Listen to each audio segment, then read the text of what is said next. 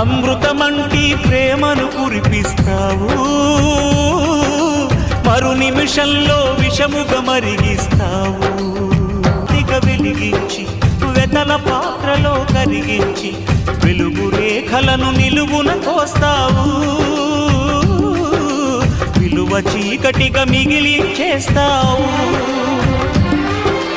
నిండు ప్రాణాలు కదిలిపోతుంటే కంటి నీటితో కాల్చేవు, బండరాయిలా నువ్వుంటావు కనుకనే బాధపడలేవు.